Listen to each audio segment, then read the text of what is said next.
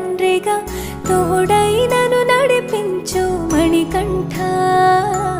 కష్టాలే తరిమినా కన్నీరే ముంచిన నీవే నాకు దిక్కు కదా అయ్యప్ప.